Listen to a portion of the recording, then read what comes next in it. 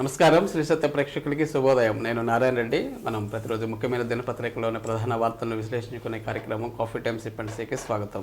ఈరోజు మనతో ఉన్నారు సీనియర్ జర్నలిస్ట్ పొన్నూరు వెంకట శ్రీనివాసులు గారు. మరి వారిని అడిగి ముఖ్యమైన వార్తలు ఏంటో చూద్దాం. నమస్కారం గురుగారు. Good morning. Very good morning and welcome to coffee time. ఒకసారి హెడ్లైన్ చూద్దాం, తర్వాత ప్రకాశం డిస్ట్రిక్ట్ న్యూస్కి వెళ్దాం. సో ముందుగా సాక్షిలో చూస్తే, ఊరు మారింది, ఇచ్చాపురం కుప్పం, ఏ ఊరైనా సరే మనం తెచ్చిన మార్పులు మీరే చూడండి, సీఎం జగన్. కేవలం 55 నెలల కాలంలో పరిపాలనలో విప్లవాత్మక మార్పులు తీసుకొచ్చాం. సివిల్ వ్యాజ్యాలను విచారించండి, సివిల్ కోర్టులకు హైకోర్టు ఆదేశం. భూ యాజమాన్య హక్కుల చట్టం ఇంకా అమల్లోకి రాలేదని తెలిపిన రాష్ట్ర సర్కారు. మందులు డోర్ డెలివరీ, ఆరోగ్య ఆంధ్రప్రదేశ్ ఆవిష్కరణ లక్ష్యంగా వైద్య శాఖ విప్లవాత్మక సంస్కరణలు. దీర్ఘకాలిక వ్యాధిగ్రస్తుల ఇంటికి ప్రభుత్వం మందులు బట్వాడ, సెంటర్ డ్రగ్స్ స్టోర్ నుంచి తపాలాలో విలేజ్ క్లినిక్స్కు. ఓకే, మంచిది మంచిది సార్ ఇది. ఇక రామాయపట్నం రెడీ, రామాయపట్నం పోర్టులో త్వరలో తొలి నౌక లంగరు, వాణిజ్య కార్యకలాపాలకు సిద్ధమవుతున్న పోర్టు. నెల్లూరు జిల్లాలో 4,902 కోట్లతో నిర్మాణం. ఇది ఒకటి అందుబాటులోకి రాబోతుంది. ఇవి సాక్షిలో వచ్చిన ప్రధాన వార్తలు. ఇక రైల్వే కోడూరులో సాధికార హోరు, సామాజిక సాధికార యాత్రకు పోటెత్తిన ప్రజలు. ఓకే, ఈనాడులో చూస్తే, ఇది కదా పెత్తందారి పోకడ, ఇది కదా పెత్తందారి పోకడ, ఎమ్మెల్యే ఎంఎస్ బాబు మాటలకు అక్షర సత్యాలే, సీట్లాటలో బడుగు బలహీన వర్గాలే బలి. ఇక పొత్తులు పెట్టుకుంటారు, కుటుంబాలను చీలుస్తారు, 5 ఏళ్ల పాలనలో చంద్రబాబు ఎందుకు బట్టను నొక్కలేదు, కాకినాడలో పింఛన్ కానుక పెంపు సభలో ముఖ్యమంత్రి జగన్. ఓకే, జగన్ మాయా బజార్లు, ప్రతి గ్రామ వార్డు సచివాలయం పక్కన జనతా బజార్లు అన్నారు. 2021 చివరికి అందుబాటులోకి తెస్తామని ప్రగల్భాలు, ఇంకా ఒక్క నిర్మాణం మొదలు కాలేదు. ఇక రాజధాని అమరావతి కేసుల విచారణ ఏప్రిల్కు వాయిదా, అంతకంటే ముందే విచారించాలన్న రాష్ట్ర ప్రభుత్వ విజ్ఞప్తిని తోసిపుచ్చిన ధర్మాసనం. ఇక మెగా డిఎస్సి ప్రకటించకపోతే తాడోపేడో తేల్చుకుంటాం, మంత్రి బొత్స క్యాంపు కార్యాలయాన్ని ముట్టడించిన నిరుద్యోగులు. ఇవి ఈనాడులో వచ్చినవి.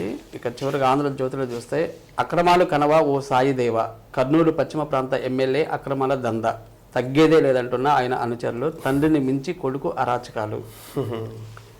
ఇక చీలికలు, వైసీపీలో టికెట్ల కాక సీట్ల నిరాకరణపై బగ్గు. చేరికలు, అధికార పార్టీ కీలక నేతలు టీడీపీలోకి, వైసీపీకి భారీ షాక్. ఓకే, స్థానిక సంస్థలకే సర్వాధికారాలు, విధులు నిధులు గౌరవం ఇస్తాం చంద్రబాబు. అన్నకు ఆహ్వానం, జగన్ నివాసానికి వెళ్ళిన షర్మిల, కుమారుడి పెళ్లి కార్డు అందజేత, ప్యాలెస్లో ఉన్నది పావుగంటే, తర్వాత భర్త అనిల్తో కలిసి ఢిల్లీకి పయనం. ఈరోజు నేడు కాంగ్రెస్లో పిసిసి పగ్గాలు ఖాయం. ఇక కథం తొక్కిన అంగన్వాడీలు, ఉప్పినలా తరలివచ్చి కలెక్టరేట్ మొట్టడి. ఇక మున్సిపల్ సమ్మె ఉధృతం, నెల్లూరులో అత్యవసర సేవల సిబ్బంది విధులకు దూరం. ఇవి సార్ ప్రధాన వార్తలు స్టేట్లో. జిల్లాలో చూడండి, మన ప్రకాశం జిల్లా వార్తలకు వస్తే, సమస్యాత్మక పోలింగ్ కేంద్రాలపై దృష్టి, అన్ని జరుగుతున్నాయి. ఇంకా ఎన్నికలకు సంబంధించి ఏ రోజుకు ఆ రోజు ప్రత్యేకమైనటువంటి సమీక్షలు అన్నీ కూడా ఏర్పాటు చేస్తున్నారు. నిన్న ఈ సమస్యాత్మక కేంద్రాలు ఏవైతే ఉంటాయో, పోలింగ్ కేంద్రాలు అన్నీ ఉన్నాయి కదా, వాటిలో సమస్యాత్మక కేంద్రాలు ఏవైతే ఉన్నాయో దాన్ని గుర్తించమని చెప్పి అధికారులు కూడా ఆదేశాలు జారీ చేయడం జరిగింది, జిల్లా కలెక్టర్ గారు. ప్లస్ గుర్తింపు పొందినటువంటి రాజకీయ పార్టీలు కూడా, వాళ్ళు కూడా ఎక్కడైతే సమస్యాత్మక కేంద్రాలు ఉన్నాయో అవి వాళ్ళు కూడా గుర్తించి వాళ్ళు కూడా అధికారుల దృష్టికి కనుక తీసుకొస్తే అక్కడ ఎటువంటి చర్యలు తీసుకోవాలి, గతంలో ఉన్నటువంటి హిస్టరీ ఏమిటి, అక్కడ ఎలక్షన్ జరిగినప్పుడు ఎటువంటి అవాంఛనీయమైనటువంటి సంఘటనలు జరిగినాయి, ఇక్కడ ఏదైనా రిగ్గింగ్ జరిగిందా, ఏదైనా కొట్లాటలు జరిగినా, ఇవన్నీ కూడా పరిగణలోకి తీసుకుని అక్కడ ప్రత్యేకమైనటువంటి ఏర్పాట్లు చేయడానికి, భద్రతా ఏర్పాట్లు చేయడానికి కలెక్టర్ గారు ఇప్పటి నుంచే దాని మీద కూడా ఒక ప్రత్యేకమైనటువంటి శ్రద్ధ పెట్టారు. అలానే థర్డ్ జెండర్ ఉన్నారు కదా ఇప్పుడు, వాళ్ళు థర్డ్ జెండర్ ఎక్కడ ఉన్నారు వాళ్ళ గురించి వాళ్ళను కూడా ఈ ఓటర్ల జాబితాలో చేర్చే విధంగా ప్రత్యేకమైనటువంటి చర్యలు తీసుకోవాలని చెప్పి కూడా వీళ్ళకి అధికారులకు ఆదేశాలు జారీ చేయడం జరిగింది. అలానే గిరిజన ప్రాంతంలో ఉండేటువంటి ఓటర్స్ వాళ్ళు కూడా వాళ్ళకి అంత అవగాహన ఉండదు కాబట్టి వాళ్ళ దగ్గరికి వెళ్ళి వాళ్ళ ఓటు కూడా, అంటే ఇంకా సమయం ఉంది కాబట్టి వాళ్ళ ఓట్లు కూడా చేర్చే విధంగా ఒక ప్రత్యేకమైనటువంటి శ్రద్ధ తీసుకోమన్నారు. కొన్ని డోర్స్కి నెంబర్లు లేవట, డోర్ నెంబర్స్ లేవు కాబట్టి డోర్ నెంబర్ లేకపోతే 0 నెంబర్ ఉంటే అసలు అక్కడ ఎవరున్నారని తెలియాలి కదా, కాబట్టి పలాంటి డోర్ నెంబర్ అని చెప్పి ఆ డోర్ నెంబర్లు కూడా త్వరితగతిన వేసే విధంగా సిద్ధం చేయమన్నారు.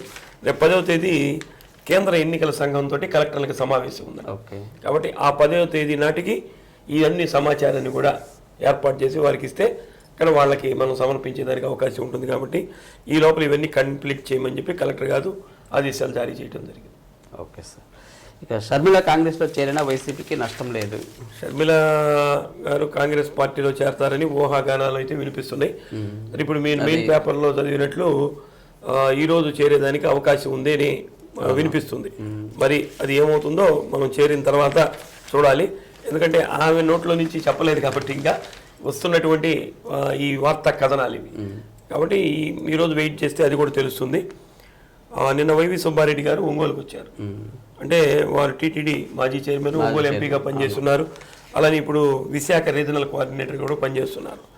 మన ఈ విలేకరులు అడిగినటువంటి సందర్భంలో ఒకవేళ షర్మిల కాంగ్రెస్ పార్టీలోకి వెళ్ళినా వైఎస్ఆర్ కాంగ్రెస్ పార్టీకి ఎటువంటి నష్టం లేదు.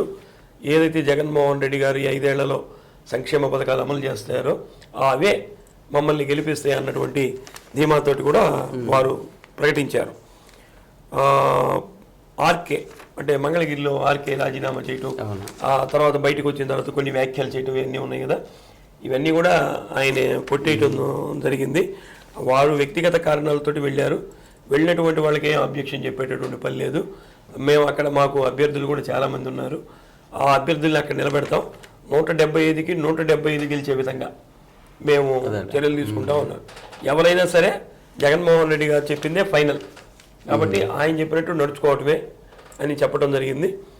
మీరు ప్రత్యక్ష రాజకీయాలకు దూరంగా ఉన్నానని వాళ్ళు అడిగినప్పుడు నేను ప్రత్యక్ష రాజకీయాలకి దగ్గరలోనే ఉన్నాను, ప్రత్యక్ష రాజకీయాల్లోనే ఉన్నాను. కాబట్టి జగన్మోహన్ రెడ్డి గారు ఏ నిర్ణయం తీసుకుంటే ఆ నిర్ణయానికి కట్టుబడి ఉంటా అని చెప్పి వారు కూడా స్పష్టం చేయడం జరిగింది. అంటే దీని ద్వారా ఏమిటంటే ఆయన ఏ మాట చెబితే దాని ప్రకారమే పార్టీ క్యాడర్ అంతా కూడా నడుచుకోవాలన్నటువంటి ఇది సందేశాన్ని వారి నిన్న వ్యక్తం చేశారు. ఓకే. ఇక రైజ్ కళాశాలను పరిశీలించిన కలెక్టర్, ఎస్పీ దేనికోసం? మనకి రైజ్ కళాశాల, పేస్ కళాశాలలో లాస్ట్ 1999లో కౌంటింగ్ జరిగినటువంటి కేంద్రాలు కౌంటింగ్. అలానే అక్కడే స్ట్రాంగ్ రూమ్స్ కూడా ఏర్పాటు చేశారు. అంటే పెద్ద విశాలమైనటువంటిది, నేషనల్ హైవే మీద ఉంది. ఎటువంటి డొంకల్లో గింకల్లో వెళ్లాల్సిన పని లేదు. భద్రత కూడా బాగుంటుంది. కాబట్టి హైవేలో కూడా బాగా నేరుగా ఉండేటటువంటి రోడ్డు ఉంటుంది. కాబట్టి పోలీసులు 5 అంచెల భద్రతా విధానాన్ని కూడా ఏర్పాటు చేస్తారు. కాబట్టి అక్కడ చేసుకోవడానికి మన సంఘమిత్ర నుంచి ఒల్లూరు వరకు కూడా భద్రత ఏర్పాటు చేసుకునే దానికి అవకాశం ఉంటుంది. కాబట్టి గతంలో అక్కడ జరిగినప్పుడు కూడా ఎటువంటి ఇబ్బందులు లేకుండా జరిగింది. మళ్ళీ వాటిల్నే ఏర్పాటు చేయాలనే ఉద్దేశంతో కలెక్టర్ గారు రైజ్ కాలేజీని, పేస్ కాలేజీని దానికోసం కౌంటింగ్కి, స్ట్రాంగ్ రూమ్స్ ఏర్పాటు కూడా నిర్ణయం తీసుకున్నారు. అయితే అక్కడ ఉన్నటువంటి ఏర్పాట్లు ఎలా ఉన్నాయనే దాని మీద నిన్న ప్రస్తుతం రైజ్ కాలేజీలో వారు పర్యటించడం జరిగింది. అక్కడ ఎట్లా స్ట్రాంగ్ రూమ్లు ఎక్కడ పెట్టుకోవాలి, అక్కడి నుంచి మళ్ళీ కౌంటింగ్ కేంద్రాలకు ఎలా, దాంట్లో కౌంటింగ్ కేంద్రాలకు ఎలా తీసుకురావాలి, ఏ నియోజకవర్గాలు ఎక్కడ ఏర్పాటు చేయాలి, అక్కడ ఉన్నటువంటి సిట్టింగ్స్ ఎలా ఏర్పాటు చేయాలి, లోపలికి వెహికల్స్ వెళ్ళేదానికి ఇబ్బంది ఉందా, పార్కింగ్, ఇవన్నీ కూడా చాలా రకాలైనటువంటి సమస్యలు ఉంటాయి తెలియకుండా. కాబట్టి అవన్నీ ఇప్పటి నుంచే, అంటే ఎన్నికల కోడ్ రాకపోయినా సరే ముందు నుంచే ఎన్నికలు జరగడం అనేది ఖాయం. కాబట్టి దానికి సంబంధించిన ఏర్పాట్లు కలెక్టర్ గారు చూస్తున్నారు. దానికి మనం చెప్పుకున్నట్టు సమస్యాత్మక పోలింగ్ కేంద్రాల మీద దృష్టి పెట్టారు. ఇప్పుడేమో కౌంటింగ్ కేంద్రాలు ఎలా ఉండాలన్న దాని మీద కూడా ఒక ప్రత్యేకమైనటువంటి దృష్టి పెట్టి నిన్న రైజ్ కళాశాలని పరిశీలించారు. ఓకే. నేడు లూయిస్ బ్రెయిలీ జయంతి వేడుకలు సార్. ఎంతో మందికి లూయి బ్రెయిలీ అంటే ఒక మహానుభావుడే, దైవం మానుష రూపేణ అంటారు చూసారా. అంటే గుడ్డి వాళ్ళు కూడా చదువుకునే విధంగా, అందులు కూడా చదువుకునే విధంగా ఒక లిపిని తయారు చేశారంటే నిజంగా ఆయన మహానుభావుడి కిందలకి. మన గిడుగు రామ్మూర్తి పంతులు గారు కూడా సవర భాష అని ఒక భాషను కనిపెట్టాడు ఆయన. అంటే లిపి లేనటువంటి భాష, అంటే గోండులు గిరిజనులు ఎవరైతే ఉంటారో అక్కడ వాళ్ళు మాట్లాడుకునేటటువంటి మాటలకి భాష లేదు. ఆ భాషకి ఆయన కూడా సవర భాషని కనిపెట్టాడు. అట్లని ఈయన ఈ అందుల కోసం బ్రెయిలీ లిపి అన్నటువంటిది కనిపెట్టినటువంటి మహానుభావుడు. ఈరోజు ఆయన జయంతి జరుగుతుంది. ఈరోజు ఎంతోమంది ఈ అందులు చదువుకుంటున్నారంటే ఆయన పెట్టినటువంటి భిక్షే. కాబట్టి అటువంటి ఆయన జయంతి వేడుకల్ని స్పందన భవన్లో అంటే ప్రభుత్వ పరంగా నిర్వహిస్తున్నారు. మనకి లూయిస్ బ్రెయిలీ విగ్రహం కూడా ఉంది చర్చి సెంటర్లో. కాబట్టి దాని దగ్గర కూడా దానికి సంబంధించినటువంటి వాళ్ళు అందరూ వారికి ఘనమైనటువంటి నివాళులు అర్పించేదానికి అవకాశం. మరోవైపు సార్ శాంతియుతంగా ఎన్నికల నిర్వహణ అంటే కలెక్టర్ గారు వారికి సంబంధించినటువంటి పనులు వారు చూస్తుంటే ఎస్పీ గారు ఈ శాంతి భద్రతల విషయం పర్యవేక్షణలో వారు కూడా ఈ ఎన్నికల నిర్వహణకు సంబంధించి ఇప్పటికే ఆ పోలీసు డిపార్ట్మెంట్ అందరినీ కూడా అప్రమత్తం చేస్తున్నారు. ముఖ్యంగా వీళ్ళు కూడా ఏంటంటే సమస్యాత్మక కేంద్రాలు, అతి సమస్యాత్మక కేంద్రాలు, కొద్దిగా ఉండేటటువంటి సమస్యాత్మక కేంద్రాలు, అక్కడ ఎలాంటి ఏర్పాట్లు చేయాలి. అలానే లైసెన్సు తుపాకులు పొందినటువంటి వాళ్ళు ఉంటారు, అవి మళ్ళీ రిటర్న్ తీసుకోవటం. అలానే ఈ రౌడీ షీటర్స్ వాళ్ళ మీద బైండ్ ఓవర్లు చేయటం, వాళ్ళ కదలికలు ఎలా ఉన్నాయి అన్నటువంటిది విషయాన్ని తెలుసుకోవటం. అలానే నాన్ బెయిల్ మీద ఉన్నటువంటి వారంటీ కేసులు, వాటి పరిష్కారం ఎలా ఉంది, వీటన్నిటి కూడా ముఖ్యంగా చెక్ పోస్టులు అనేది ప్రధానం ఇక్కడ. ఎందుకంటే డబ్బులు ఇక్కడి నుంచి అటు నుంచి పోతూ ఉంటాయి, మద్యాన్ని కూడా తరలిస్తూ ఉంటారు. కాబట్టి వీటన్నిటిని నియంత్రణ చేయాలంటే చెక్ పోస్టులు ఏర్పాటు చేయడం అనేది ప్రధానమైనటువంటిది.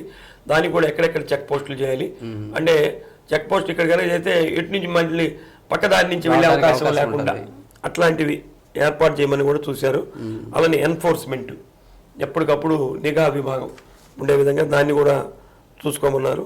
మొత్తం మీద ఎన్నికలు సజావుగా సాగేందుకు పోలీస్ డిపార్ట్మెంట్ ద్వారా వీళ్లే లోపల జరిగేటటువంటి ఈ ఎన్నికల ప్రణాళిక ఇదంతా కలెక్టర్ గారి ఆధ్వర్యంలో జరుగుతుంటే ఎటువంటి అసాంఘికమైనటువంటి సంఘటనలు జరగకుండా, ఎటువంటి అలదడులు జరగకుండా పోలీసుదే ప్రధానమైనటువంటి భూమి కూడా ఉంటుంది. కాబట్టి మద్యం, గంజాయి, ఈ నాటుసారా విక్రయం, ఈ మందు, నగదు పంపిణీ, వీటన్నిటి మీద కూడా ప్రత్యేకమైనటువంటి దృష్టి పెట్టి ప్రతి వాహనాన్ని కూడా తనిఖీ చేసేదానికి చర్యలు తీసుకోవాలని చెప్పారు వారు కూడా. ఓకే, జర్నలిస్టులు అందరికీ ఇళ్ల స్థలాలు ఇవ్వాలి సార్. జర్నలిస్టులకి ఇళ్ల స్థలాలు ఇవ్వాలని చెప్పి డిమాండ్ చాలా రోజుల నుంచి ఉంది. ఈ మధ్య కాలంలోనే జగన్మోహన్ రెడ్డి గారు ఈ జర్నలిస్టులకి 5 సంవత్సరాలు జర్నలిస్ట్ కార్డు ఉన్నటువంటి వాళ్ళకి పట్టాలు ఇచ్చేదానికి అంటే 60-40 రేషియో, అంటే మనం కూడా 40 ఏదో పెట్టాలంటుంది. దానికి అప్లికేషన్లు పెట్టుకోమని కూడా చెప్పారు. మరి అది కూడా జరుగుతుంది. అయితే 5 సంవత్సరాలు అక్రిడేషన్ అంటే కొత్తగా వచ్చినటువంటి జర్నలిస్టులు కూడా ఉంటారు. కొంతమందికి ఇప్పుడు మనం కేబుల్ రంగంలో ఉన్నాం, నేను కూడా 20 సంవత్సరాల నుంచి ఈ రంగంలో ఉన్నాను. గత 2 సంవత్సరాల నుంచి కేబుల్ వాళ్ళకి అక్రిడేషన్ ఇవ్వాలి. అంత మాత్రం చేత మనం అనర్హులు, మనం కూడా నిరంతరం ఈ ఫీల్డ్లోనే ఉన్నాం, ఇప్పుడు కూడా ఈ ఫీల్డ్లోనే ఉన్నాం. అంటే అక్రిడేషన్ ఇవ్వకపోయినందువల్లే అర్హత కోల్పోవడం అనేది కాదు, ఉన్నటువంటి వాళ్ళందరికీ ఆ ఫీల్డ్లో ఎవరైతే పనిచేస్తున్నారో వాళ్ళని ఎంక్వైరీ చేసి వాళ్ళందరికీ కూడా జర్నలిస్టులకి పట్టాలు ఇవ్వాలి అని చెప్పి కూడా కోరుతున్నారు. 20-30 సంవత్సరాల నుంచి కూడా పనిచేస్తున్నటువంటి వాళ్ళు కూడా ఉన్నారు కాబట్టి వాళ్ళకి ఇవ్వాలి. ఈ నెల 6వ తేదీన ఈ డిమాండ్స్ అన్నిటితోటి దృష్టి పెట్టుకుని 6వ తేదీన కలెక్టరేట్ వద్ద ఒక నిరసన కార్యక్రమాన్ని కూడా ఏర్పాటు చేస్తున్నారు. కాబట్టి జర్నలిస్టులందరూ కూడా దాంట్లో పాల్గొని విజయవంతం చేసి ఈ విషయాన్ని కలెక్టర్ గారి దృష్టికి తీసుకువెళ్ళాలని చెప్పి కూడా కోరుతున్నాం. త్వరగా పరిష్కరించాలి సార్ ఇలాంటివి. ఇంకా ఉచితంగా ఏసీ మెకానిక్ శిక్షణ ఎక్కడ సార్ ఇది రూట్ సెట్ వాళ్ళు ఉచితంగా ఏసీ మెకానిక్ శిక్షణ ఇస్తున్నారు. ఇప్పుడు ఏసీ అనేది అందరికీ ఏసీ లేనటువంటి వాళ్ళు లేరు కాబట్టి ఏసీ మెకానిక్ నేర్చుకోవడం కూడా మంచిదే. కాబట్టి దీనికి 18 సంవత్సరాల ఈ నెల 18వ తేదీ నుంచి 30 రోజులు పాటిస్తారట. 19 సంవత్సరాల నుంచి 40 సంవత్సరాల వయసు ఉన్నటువంటి వాళ్ళు ఫ్రీగా ఇస్తారు. కాబట్టి వాళ్ళ అకామిడేషన్, భోజనం అన్ని కూడా ఇస్తారు. కాబట్టి ఎవరైనా అప్లై చేసుకునే వాళ్ళు ఉంటే రూట్ సెట్లో అప్లై చేసుకోమని చెప్పారు. అది దీనికి ఏంటంటే అర్బన్ వాళ్ళు పనికిరారు, రూరల్ ఏరియాలో ఉండే వాళ్ళే పనికి వస్తారు. కాబట్టి వాళ్ళకి ఏదో దానికి కొద్ది రూల్స్ అండ్ రెగ్యులేషన్స్ ఉంటాయి, దాని ప్రకారం అప్లై చేసుకోవచ్చు. ఓకే, ఇక అపరకాలికల ముట్టడి అంగన్వాడీలు తీవ్రంగా చేస్తున్నారు. రాష్ట్ర వ్యాప్తంగా కూడా రకరకాలైనటువంటి నిరసనలు చేస్తున్నారు. నిన్న ఎందుకనో కలెక్టరేట్ ముట్టడికి పిలుపునిచ్చినట్లున్నారు. అంటే ముందుగా చెప్పినట్లు లేదట్లుంది. అప్పటికప్పుడుగా మహిళలందరూ కూడా కలెక్టరేట్ చూడు మొత్తం నిండిపోయింది. చాలా ఆంక్షలు పెట్టారు, అయినా కానీ అవన్నీ ఛేదించుకొని వచ్చారు. ఈ సందర్భంలో కలెక్టరేట్ ముట్టడి చేసే సందర్భంలో పోలీసులకి, ఈ అంగన్వాడీ కార్యకర్తలకి ఇదిగోండి తోపులాట ఇవన్నీ కూడా జరిగినాయి.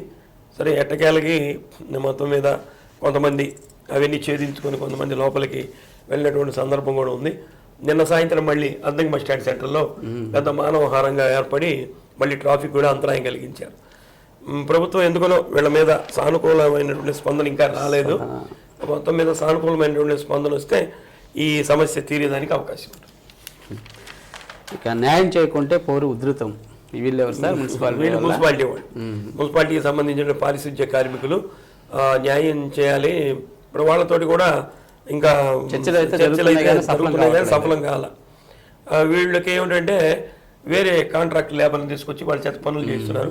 వాళ్ళకి వీళ్ళకి మధ్యలో కూడా కొంత వివాదాలు ఇవన్నీ కూడా జరుగుతున్నటువంటి సందర్భంలో మేము పిచ్చుక మీద బ్రహ్మాస్త్రం వేస్తారా, మేము చేసేటటువంటి పని ఏమిటి, మా మీద ప్రభుత్వం ఇలా సీత కన్నా ఇటువంటిది కరెక్ట్ కాదు, కాబట్టి త్వరగా మా సమస్యలను పరిష్కరిస్తే మేము మళ్ళీ మా వృత్తిలోకి వెళ్తామని చెప్పి వాళ్ళు కూడా తెలియజేస్తున్నారు.